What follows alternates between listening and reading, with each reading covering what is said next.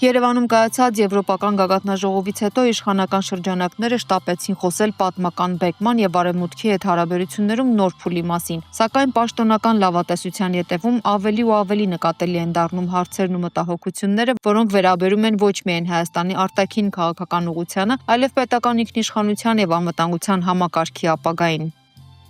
Ասվածի տրամաբանությունը հասկանալու համար բավական է ուշադրություն դարձնել այն հակառուսական շեշտադրումներին, որոնցով Երևանում հանդես եկավ Վոլոդիմիր Զելենսկին մարզահամերգային համալիրում։ Նույն պատկերին կարելի է ավելացնել նաև Սվետլանա Տիխոնովսկայայի երևանյան այցն ու ելույթները, որոնք շատերի համար եւս մեկ անգամ ընդգծեցին Հայաստանում ձևավորվող նոր քաղաքական ու գաղափարական ուղղությունը։ Այս համատեքստում կրկին հիշեցնում ենք 2018 թվականի գունավոր հեղափոխության մասին, հասկանալով, որ ներկայիս իշխանության քաղաքական բառապաշարը նախկին գործունեությունն ու միջազգային կապերը պատահական չեն։ Այսօր արդեն ավելի հստակ է դառնում, թե ինչ արտաքին քաղաքական ուղեգծով է շարժվում Հայաստանը եւ ինչ արժեքային դաշտ է ձևավորվում իշխանության շուրջ։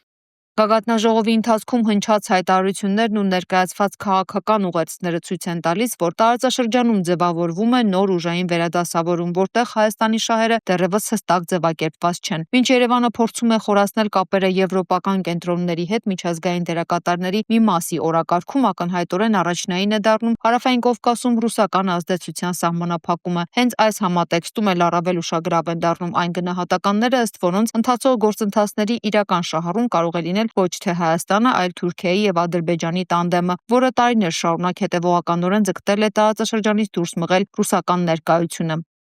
Այս ֆոնին հատկապես քննարկումների առիթ են դարձել Ֆրանսիայի նախագահ Էմանուել Մակրոնի հայտարարությունները, որոնք շատերի գնահատմամբ համընկնում են տարածաշրջանում ձևավորվող նոր աշխարհաքաղաքական տրամաբանության հետ։ Արդյոք Հայաստանը ստանում է իրական անվտանգության երաշխիքներ, թե հայտնվում է մեծ խաղացողների մրցակցության նոր փուլում, առանց հստակ պաշտպանական հենարանների։ Սա այն հիմնական հարցն է, որի պատասխանը դեռևս մնում է անորոշ։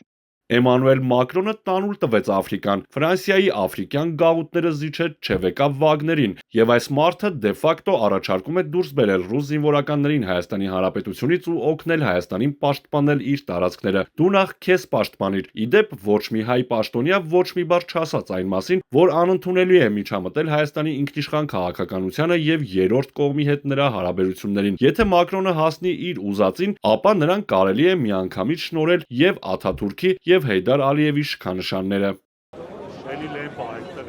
Միաժամանակ ընդդիմադիր շրջանակներում համոզված են, որ այս նախաձեռնություններն ավելի շատ ներքաղաքական նպատակ ունեն, հասարակության մի հատվածի մոտ ստեղծելու ոգևորության եւ արտաքին աջակցության տպավորություն, ընտրական աջակցություն ապահովելու համար։ Սակայն նրանց գնահատմամբ այս գործընթացները Հայաստանի համար առայժմ չեն ստեղծում շոշափելի անվտանգային կամ ռազմավարական արդյունքներ։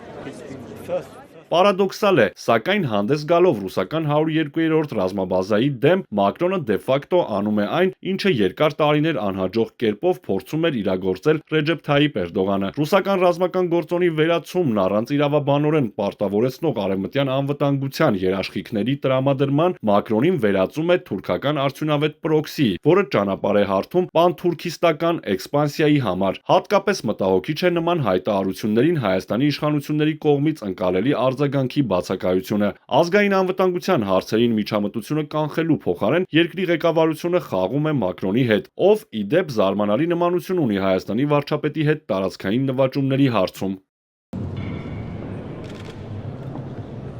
Ռուսաստանի հետ ռազմատեխնիկական համագործակցությունից հրաժարվելու կոչերի ֆոնին անպատասխան է մնում գլխավոր հարցը՝ ով է պաշտպանելու սահմանները։ Մակրոնը նշում է Frontex-ը, մի կառույց, որը նախատեսված է միգրացիոն հոսքերը կառավարելու եւ սահմանները վերահսկելու համար, բայց ոչ ռազմական գործողություններ վարելու կամ կանոնավոր բանակները զսպելու համար։ Իրական ռազմական վահանը Եվրամիության դիտորդական առաքելություններով փոխարինելու փորձը կարծես նոր էսկալացիայի հրավեր լինի։ Ի վերջո, ռազմավարական գործընկերությունը, որի մասին խոսում է Ելիսեյան պալատը, առայժմ հանգում է նրան, որ Հայաստանը սեփական բյուջեից միլիոններ է ծախսում շքեղ գագաթնաժողովներ կազմակերպելու համար, իսկ փոխարենը ստանում է Ռուսաստանի հետ հակամարտության խորացում եւ Ադրբեջանի ու Թուրքիայի հետ մեն-մենակ մնալու հեռանկար։ Այս բարդ շախմատային պարտիայում Մակրոնը խաղում է սպիտակներով, բայց Անկարայի շահերից է բխում, իսկ Հայաստանը ռիսկի է դիմում հայտնվել ընդամենը խաղատախտակի վրա որպես մանրադրամ, որը կմաքրվի անմիջապես այն բանից հետո, երբ նա կկատարի Ռուսաստանին դուրս մղելու իր դերը։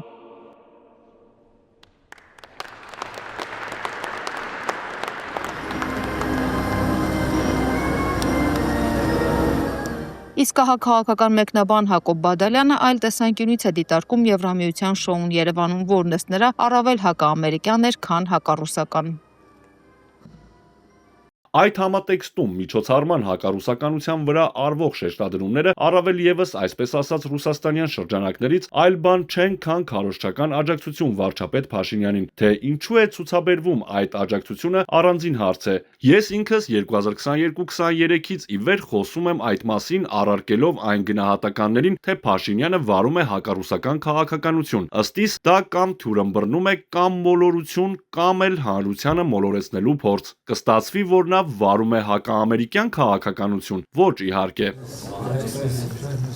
Ըստ Բադալյանի Փաշինյանը ընդհանրապես քաղաքականություն չի վարում վաղուց, նա վաղուց հայտնվել է ադրբեջանական քաղաքականության միջոցի կարգավիճակում կամա թե ակամա։ Սա է նաև պատճառը, որ փորձագետը պարբերաբար արտահայտում է իր գնահատականը։ Հայաստանում կա իշխանության փոփոխության անհրաժեշտություն որպես նվազագույն խնդիր հետագա մյուս անհրաժեշտ փոփոխությունների համար։ Ֆրիդա Ղազարյան, Արտեմ Պետրոսյան, TB News։